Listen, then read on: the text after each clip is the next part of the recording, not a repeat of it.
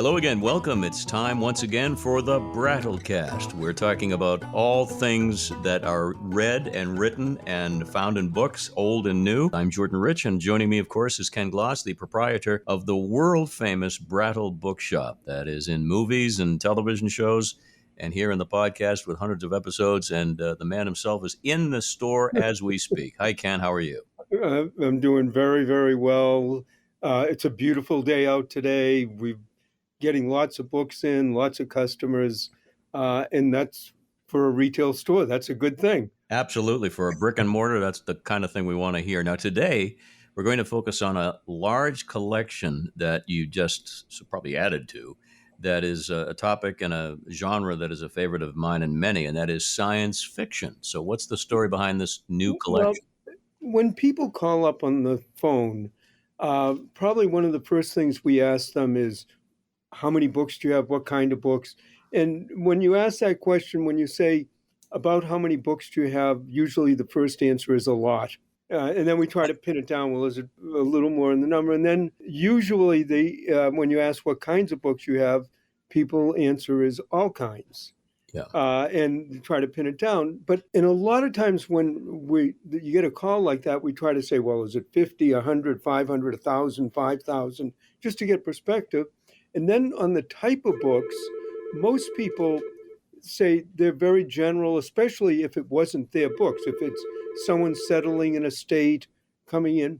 And a lot of times we'll say, well, take pictures of the shelves and let us know. But there are times when people give us enough information on the phone. And recently, a few weeks ago, we got a call, a lady, her brother had died, or one of the relatives, and they were up from Florida, and they were settling the estate and the house and the cleaning it out so it could get sold. Now, one of the things, even the best of book collections, 99% of the time, are not big money compared to if they own the house. We don't get into that many collections that get into that. So a lot of people, one of the first things the insurance agents will say, not the insurance, the real estate will say, well, you have to clean things out, sort, and go through them. Anyways, this lady on the phone, I said, well, about how many books do you have? And they said, well, probably about 6,000 books. So they were a little bit more specific, which helped. Then I said, well, what kind of books do you have? And they said science fiction. And it's almost impossible for somebody to say they have 5,000 or 6,000 books in science fiction and not be interesting. So rather than say to them, well, make a little list or take pictures of the shelves or walls, and it was within an hour's drive of the store. So it wasn't like they wanted us to drive out 6 hours. And I just said, we'll make the appointment. We'll be out. And sort of in the back of my mind, I'm saying, I hope what they say they have, they have. Some people say they have 6,000 books and they end up having 600 books. Some people say they have 6,000, they end up having 20,000 books. That's better. Anyways, we got to this house. It was a very nice, older, larger house, needed a lot of work, but it was a nice house. And first thing usually when we go into a house, we say, just show us through everything. Give us a perspective before we start looking. And they started showing us room after room after room after room filled with hardcover science fiction, limited edition science fiction on the newer end, some older hardcovers. But then in another room, there were paperbacks. And many science fiction books came out first in paperback because they were in the post-World War II, and they were, just sort of things you put out at a quarter, and writers were basically contracted to keep writing, but they had some very good writers. But they had just a room full of that. And then we go into the next room, and they have a lot of these astounding journals, science fiction journals going back to the 40s and 50s, and it just kept going. And as I'm looking, it just got better and better and better. And I asked the person, what did your relative do? And they didn't have anything to do with science fiction. I asked if he sold science fiction, because sometimes when people have that many books, they buy and sell, and they said, well, maybe a little, but more to build the collection, selling off duplicates, not as a full-time job. And I'm looking, and it was a really nice collection. Mm. A lot of books. They obviously went to science fiction conventions, got them signed, and Ray Bradbury. There wasn't a lot of H.P. Lovecraft, but there was Arkham House. There were a lot of really nice, more modern books like Stephen King, Hmm. signed and limited editions. And we're going through this room by room, and we kept jotting down numbers, and the numbers kept getting bigger and bigger and bigger. And you always, when you're in a house like that, you're always hoping that the people, when you finally come up with a figure, will say yes, but you never know until you do it. And they were busy, and we were going through, and we said, well, this figure looks about right. I hope it works out. Um, but it's going to be a lot of work moving all of this, getting out. There's going to be a lot of expense and getting them into the store. And we went to the ladies, and we said, this is what we think. And they go, when can you do it? And we couldn't do it that day, but it took us a couple of truckloads to get the things out. But within a week and a half, we had them out. They were very, very nice. They said, one of their main concerns was obviously the price they got, but they wanted to make sure that nothing got thrown away. In other words, that someone didn't just come in and clean the house out. Mm. And they also needed it cleared out so that they could start fixing the house up for selling. So we got 3 truckloads of books. There probably were more like 6 or 8,000 if you counted each paperback. But we have a lot of customers who love science fiction, and they love it for the titles, the authors, the limited editions. And then there are some people who just buy them because they love the old covers. For instance, although we can't see it on the podcast, but just showing you a cover, the eye in the sky, and there's this big picture of this eye staring down at you. By And of Philip course, K. Dick, I believe. Is that what the? Philip K. Dick, who is Right. one of the more popular authors, and but of course, eye in the sky can have.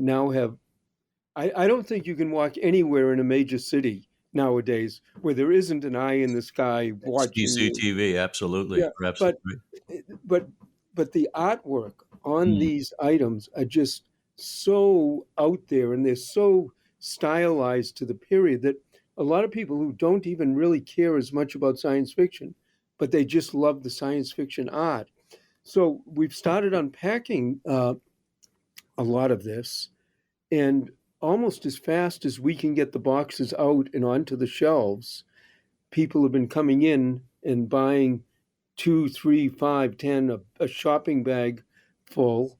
And some of the rarer books, uh, they take a little more research. We're going through all of those. And it's fun for us at work, too, because we like going through it. And even if science fiction isn't our main area of reading interest, when you've run across a book that by Philip Dick, by some of these authors, that someone's going to really love it, really get them. Some of the rarer books, when we get them priced, we might bring to some of the book shows. We have a few customers in New York and around the country that, if we know they're looking for a special title, we'll give them a call. I'm sure they'll buy some of them. And then one of our problems is we probably have 500 to 1,000 of these old pulp magazines. One of the problems is there are some that run into the few hundred. Most of them are going to be $10. But how you possibly display them, Hmm. and people who love them look at them when they're incredibly fragile. In other words, they're made on the cheapest of paper with the cheapest of covers. And some of them, you touch them and the cover falls off. And so that's one of the sort of store problems we've got to figure out. And because you can't just put them in a box and let people rifle through them. But those have wonderful covers. One of them I just pulled out randomly the other day. And there was an article, or there was a short story called Anthem by Ayn Rand. So in this astounding science fiction, you're finding first editions of Ayn Rand. So you never know what authors are going to show up. And Well, it's fun. it's so interesting because, as you pointed out, science fiction as we know it really started, I guess you would say, took off post World War II. But it had its origins in with Mary Shelley and Jules Verne and those kinds of folks, H.G. Wells. But it's a Poe. relatively young field. I mean, it's not like history or Greek literature or English literature. It's really a younger field. Well, but in a way, in Greek literature, if you have cyclopses and you have dragons and you have sea That's monsters, true. and Lots of you know, fantasy. it, Yeah. it's always, I guess, a lot of science fiction. Of course, some of it is very, very well written, but a lot of it comes from mythology, Hmm. from stories in the Bible, uh, going back other religions. Uh, when you really look at it, a lot of the stories in many ways are, flying to the sun and having the wax melt, and so you're into airplanes, or uh, so in a way science fiction goes there, but the science fiction like the the earth and flying to outer space, and of course some of the science fiction, you look at it and it becomes real. Well, I'm sure you're familiar with the name William Gibson, who is a Yes. more modern writer, still around, still active, and he absolutely in his work was 25 years ahead of the internet and 25 years ahead of AI. But I mean, that's the thing about all of these great writers, and they are great writers. They have premonition of the future, and they really know their science in many cases. Well, Isaac Asimov Hmm. was a great writer. 1984, a lot of them are very political in their nature and what they said. Um, one of the things about science fiction that I really like, and this isn't necessarily the books, although there is a whole series on Star Trek. Why do you think the earliest cell phones had flip? They were like the recorders on Star Trek. Absolutely, So, they were the communicators. And why do you think we're carrying around what Spock would call a tricorder, which is our iPhone? I mean, so many things that come out of the science fiction imagination have become real. well, I'm still waiting for the Star Trek one, and I like science fiction, is where when you have an ailment or some sort of bodily injury, they just go, "Rrrr," That was and a you, salt shaker that they used, by the way, that they turned into a prop. yeah, and then you fix. But, and I think a lot of what science fiction is now, there are all different genres of science. There's sort of the horror science fiction, the going back in time, like H.G. Wells, but there's also like the exploration part of it, the vast of the universe, other dimensions, the taking you away from where you are now and where it can go. Some of it very dark and foreboding. Some of it, you know, essentially heaven, going to, and but that creates a lot of thought and a lot of idea, and a lot of people just like being transported to another world. And again, some of the authors are much better. I mean, if you really think about it, people like Tolkien, C.S. Lewis, although there was a very scholarly, in some cases, religious overtones in some of the writing, it was still science fiction. And Mhm. so it grabs you, but many of the thoughts are very applicable. But the main thing that I like about it is beyond carrying thousands of books and getting them into the store, is not only us going through them, but then having customers come in who are looking and seeing stacks of books. And obviously, we need and want to sell them, but also you can see a lot of these customers are really happy.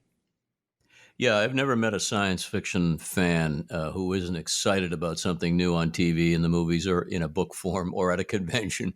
Some call us, and I refer to myself as one, on the nerdy side, but quite frankly, it's an escape. It's an imaginative escape, and uh, Yeah, some of the but greats that you have there are going to help people enjoy that. we accept all nerds. We're very happy to have nerds, and a lot of people who like science fiction just enjoy uh, and especially when it's good reading, good writing, and the artwork also helps to sell it. And that's a lot of fun too. All right, people can check out the collection when they go to the Brattle Bookshop on West Street in Boston, or go to the website, brattlebookshop.com. We've got a lot to talk about on future Brattlecast, but Ken, thanks for taking us on a stellar, or should I say interstellar trip today. Both. Why not do both at once? I'm sure we'll be able to do it soon. Excellent. I'm waiting for time travel, but that's all right. All righty. Thank you so much. We'll see you next time, folks, on the Brattlecast.